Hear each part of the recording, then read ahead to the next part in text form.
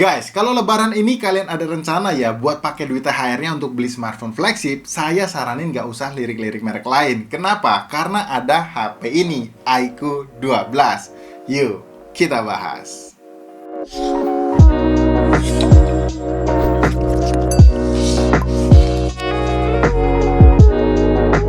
Halo guys, ketemu lagi barengan saya Iksan. Oke, jadi di tangan saya sekarang ini adalah smartphone dari brand iQOO ya, yaitu iQOO 12. Smartphone yang dirilis oleh iQOO akhir tahun lalu ini ternyata masih sangat menarik loh guys buat kalian beli di tahun ini. Karena selain punya spesifikasi yang sangat mumpuni untuk kebutuhan ngegame, kualitas jepretan dari lensa kamera telefotonya, asli guys, ini tuh bikin ngiler. Tapi ya sebelum saya ceritain ya gimana experience saya selama 2 bulan ini jadiin HP ini sebagai daily driver, saya mau infoin dulu nih ke kalian soal harganya. Buat harganya, smartphone ini dijual di angka 11 juta kurang 1000 guys, alias 10,999 juta untuk varian RAM dan storage yang didapat adalah 16/512 GB. Untuk opsi warna yang bisa kalian pilih selain warna legend yang lagi kita bahas saat ini, ada varian warna alpha juga yang looksnya nggak kalah mewah kok dengan finishing matte-nya yang berwarna hitam. Yang jujur kalau mau dibandingin ya, desainnya sama seri pendahulunya iQOO 11 atau brand sebelah yang udah 3 tahun terakhir ini tuh desainnya nggak berubah-ubah. iQOO 12 ini tuh bisa dibilang punya karakter mewahnya tersendiri guys, terutama pada bagian bumper kameranya yang walaupun memang kelihatan besar tapi nggak bikin saya selama pakai ngerasa aneh kok sama desain yang satu ini. Malah saya cenderung suka loh, apalagi kalau kita lihat ya ada detail gerigi-gerigi kayak jam tangan mewah gini. Kalau untuk urusan build quality mah ya nggak usah ditanya lah ya, back covernya udah dipakai material kaca dengan balutan frame flat aluminium yang bikin iQOO 12 ini tuh jadi kerasa solid banget waktu kita genggam. Cuma ya ada satu hal nih yang mesti kalian perhatikan ya terkait bobotnya yang ada di 203 gram yang waktu saya coba gunain pakai satu tangan dalam waktu yang cukup lama ya lumayan bikin pegel guys. Oke, untuk di sisi atas frame-nya ini ada lubang mic, grill speaker, dan juga infrared blaster ya. Di sisi kanan ada tombol volume dan tombol power. Di sisi kirinya polos aja, cuma ada garis antena, dan di bagian bawahnya ada satu buah slot SIM tray yang tipenya dual nano SIM card aja, port charger USB Type-C, lubang mic lagi, dan satu buah grill speaker lagi yang tentunya HP ini tuh udah support dual stereo speaker guys, yang untuk kualitasnya ya menurut telinga saya not bad lah ya, walaupun memang bukan yang terbaik untuk di kelas harganya.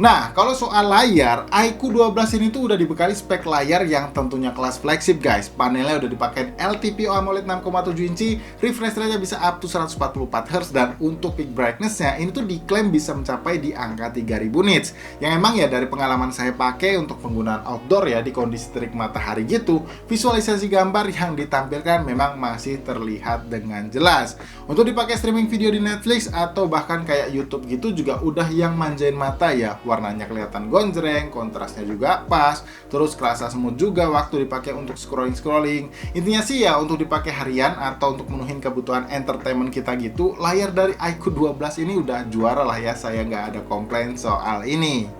Kalau urusan performa udah jelas lah ya, nggak perlu diraguin lagi guys. Sebab sebagai penyandang pengguna chipset Snapdragon X Gen 3 pertama di Indonesia, iQOO 12 ini tuh udah bener-bener bisa kasih pengalaman sebuah smartphone yang kencengnya itu bisa dibilang kebablasan guys. Lihat aja nih ya skor Antutunya, bisa nyentuh di angka 2 juta. Gila nggak tuh? Dengan hasil skor kayak gini sih jelas ya, kalau untuk dipakai penggunaan harian kayak buka sosmed atau pindah-pindah antara aplikasi gitu, ya udah pasti gampang lah ya. Apalagi RAM-nya itu udah dukung banget nih, sebesar 16 GB untuk penggunaan multitasking.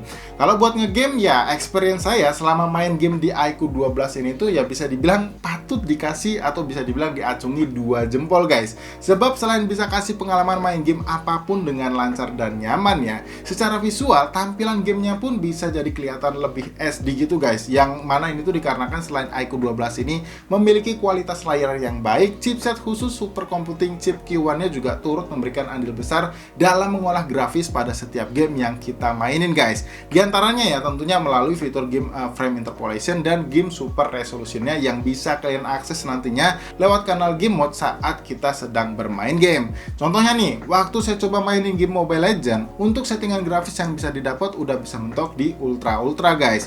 Yang dari pengalaman saya main sih di settingan ini saya bisa dapetin rata-rata FPS yang sangat stabil di angka 119 FPS.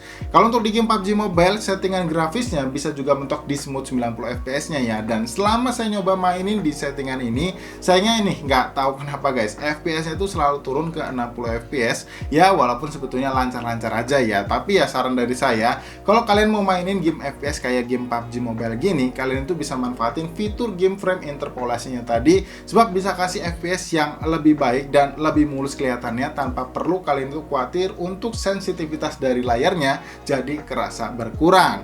Nah, kalau buat dipakai main game berat kayak Genshin Impact, jujur ini sih udah yang nyaman banget ya. Selama saya coba main di settingan grafis high 60 FPS-nya, selama kurang lebih sekitar 30 atau 40 menit gitu, rata-rata FPS-nya itu benar-benar bisa nyaris di angka 60 FPS guys. Bahkan yang lebih menariknya ya, temperatur dari bodinya itu sama sekali nggak bikin kita ngerasa nggak nyaman buat dipakai main game berat yang satu ini ya, dalam waktu yang cukup lama. Jadi hal ini tuh bisa jadi bukti juga ya, kalau untuk cooling system dari iQOO 12 ini yang diklaim mendapatkan peningkatan sebanyak 40% itu dari yang seri sebelumnya, bisa dibilang udah berjalan dengan amat sangat baik. Kalau untuk urusan daya baterai 5000 mAh-nya ya, dari pengalaman saya ini sih ya udah yang cukup banget lah ya. Paling enggak untuk dipakai penggunaan yang cukup intens kayak main sosmed, balas pesan klien, plus push rank beberapa game di game Mobile Legends, baterainya itu masih sangat sanggup buat bertahan seharian gitu. Pun kalau baterainya ini tuh habis guys, atau bisa dibilang lowbat, kalian tuh nggak perlu khawatir karena buat isi daya baterai iQOO 12 ini dari 1% sampai penuh itu hanya membutuhkan waktu kurang dari 40 menit aja guys. Yang tentunya ini ya berkat pengisian daya cepat flash charge 120 wattnya ya, yang untuk kepala chargernya sendiri pastinya udah tersedia di dalam kotaknya. Jadi artinya apa guys? Ada chargernya, ada chargernya, ada chargernya. Oke, kalau ngomongin soal software ya, informasinya sih iQOO 12 ini tuh bakalan dapetin jaminan update OS Android-nya itu selama 3 tahun, dan untuk security patch-nya bisa diklaim itu selama 4 tahun guys ya. Jadi buat kalian yang punya rencana untuk pakai iQOO 12 ini dalam waktu yang lama, tentu aja amat sangat reliable ya guys, alias masih sangat bisa diandalkan lah buat kalian pakai sekitar 3 atau 4 tahun lagi. Oke, next kita sekarang ke bagian yang terakhir ya guys, apalagi kalau bukan soal kameranya.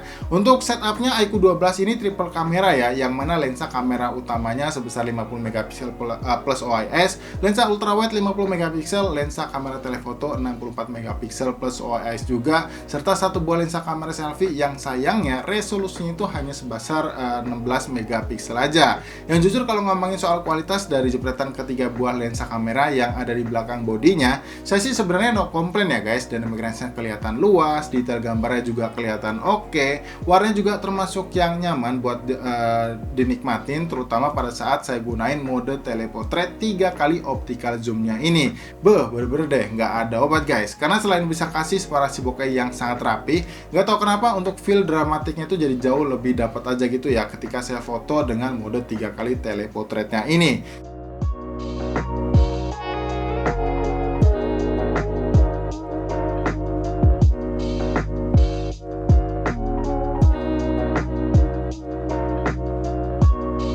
Sedangkan untuk kualitas dari hasil perekaman videonya kayak gimana, kalian bisa bantu nilai aja sendiri lah ya lewat beberapa sampel videonya berikut ini. Oke, jadi ini adalah kualitas perekaman video dari lensa kamera utamanya guys. Dan ini saya set di resolusi 4K 60 fps. Sebetulnya masih disediain untuk yang 8K, tapi dia nggak ada yang 60 fps nya, jadi cuma mentok di 30 fps saja. Dan kalau saya bawa jalan untuk stabilisasi gambarnya seperti ini. Dan ini untuk fitur stabilisasi gambarnya saya aktifin di yang standar guys. Jadi bukan yang di versi ultranya, karena yang ultranya cuma mentok di 1080p 60 fps aja. Secara dynamic range ini jelas luas banget ya. Kalian bisa perhatikan tekstur awan terlihat detail, dan juga warna langit masih kelihatan biru. Dan kalian juga bisa perhatikan di bagian daun-daunnya juga highlight warna hijaunya juga kelihatan cukup natural ya di sini kelihatannya. Ya overall sih kalau kalian mau pakai buat konten, lensa kamera utamanya udah bisa diandelin lah, apalagi untuk yang 60 fps-nya ini. Ya, kalau ini saya rekam di resolusi 4K 30 fps tanpa fitur stabilisasi gambar tambahannya aktif, guys. Dan ini sayangnya nggak bisa pindah lensa ke kamera depan ya, tapi kalian bisa pindah ke opsi lensa ultra wide seperti ini. Kemudian ya lensa zoom ya, 2 kali digital kayak gini dan 3 kalinya telefoto seperti ini. Dan kalau saya bawa jalan untuk stabilisasi gambarnya, ya surprisingly masih lumayan kelihatan stabil guys, walaupun ya nggak sestabil di 60 fps dengan stabilisasi gambar tambahannya tadi aktif.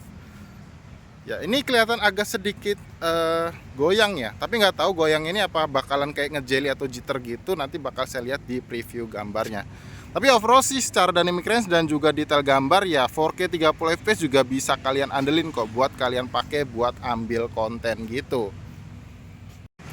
Oke, sekarang saya pindah ke lensa kamera depan ya guys, dan ini saya rekam di resolusi maksimalnya ya. Cuman sayangnya di 1080p 30 fps saja, jadi nggak tersedia yang 60 fps, apalagi yang 4K. Dan ya kalau saya bawa jalan untuk stabilisasi gambarnya seperti ini guys. Jujur udah lumayan lah ya kalau kalian mau pakai buat sambil ngevlog gitu dipakai jalan, ya nggak terlalu kelihatan stabil juga, tapi nggak terlalu kelihatan goyang-goyang juga. Tapi ya jujur overall untuk tone warna sendiri ini memang sedikit kurang vibrant ketimbang lensa kamera utamanya tadi. Dan dynamic range-nya pun ya kelihatan sedikit lebih sempit daripada lensa kamera utamanya tadi guys. Kalian bisa lihat ya, untuk warna langitnya benar-benar putih, gak tertangkap dengan baik untuk warna birunya, apalagi untuk tekstur awannya. Jadi memang secara dynamic range ini gak sebaik lensa kamera utamanya. Tapi ya palingan untuk ke arah wajah sih udah oke lah ya. Jadi masih cukup jelas atau detail buat menangkap wajah kalian. Dan untuk perekaman audionya sendiri menurut kalian kayak gimana? Apakah tertangkap dengan jelas atau enggak? Kalian juga bisa bantu ya buat tulis di kolom komentar yang ada di bawah. Oh ya, buat lensa kamera depannya sendiri ini juga disediain satu buah fitur di mana kalian bisa record video bokeh kayak gini ya. Kalian bisa lihat di bagian background saya ini kelihatan ngeblur, dan ini saya set di aperture 2.0 guys. Untuk maksimalnya bisa di 1.0 kalau kalian ngerasa pengen background kalian tuh jauh lebih bokeh atau lebih ngeblur lagi. Tapi segini udah cukup lah kalau kalian mau pakai biar di bagian background kalian itu kelihatan ngeblur kayak gini. Jadi kayak biar kelihatan sinematik gitulah ya. Dan ada juga filter beauty juga kalau kalian mau pakai untuk di lensa kamera depannya. Oke, jadi untuk kesimpulannya, jujur meskipun iQOO 12 ini bisa dibilang masih belum bisa dapetin nilai yang sempurna untuk ukuran smartphone flagship dikarenakan untuk opsi resolusi perekaman video kamera depannya yang masih terbatas, tapi saya masih bisa sangat maklum kok, karena untuk kualitas gambar baik foto maupun video dari ketiga lensa kamera belakangnya ini tuh udah juara banget guys, terutama untuk di mode 3 kali teleportretnya tadi. Jadi udahlah guys, kalau kalian itu emang cuma punya budget yang mepet ya di 11 jutaan, nggak usah lirik-lirik brand lain gitu deh. Apalagi masih sampai misu-misuin brand X yang baru aja kemarin itu ngerilis smartphone flagshipnya buat pasar Indonesia. Itu sebenarnya HP bagus kok, cuma ya menurut saya bagusan ini aja, harga bagus, speknya bagus, RAM sama storage-nya juga gede ya, 16/512 GB, desainnya juga mewah, nggak malu-maluin, kamera belakangnya juga oke, plus ada IP64 juga yang bikin HP-nya itu jadi tahan dari debu sama cipratan air. Dan nggak ketinggalan juga ya pastinya soal ketersediaan fitur-fitur gamingnya yang lengkap banget, kayak game frame interpolation dan juga game super resolution yang bisa kalian manfaatin di HP ini. Yang padahal brandingan HP ini tuh bukan HP gaming loh, tapi ya bisa kasih fitur gaming yang sebanyak ini. So buat kalian yang tentunya tertarik mau beli, pastiin belinya di link yang udah saya taruh atau saya cantumin di kolom deskripsi yang ada di bawah guys. Ya hitung-hitung buat support channel kita juga lah, biar bisa long term gitu. Oke, mungkin kayak gitu aja ya guys ya untuk video review kita kali ini. Seperti biasa jangan lupa di like videonya kalau kalian suka, dan bantu share ke teman-teman kalian juga ya kalau ngerasa video kita kali ini bermanfaat. Kalau gitu sampai di sini saya Iksan pamit tentunya guys, dan sampai kita ketemu lagi di video review yang berikutnya. Ciao, bye-bye.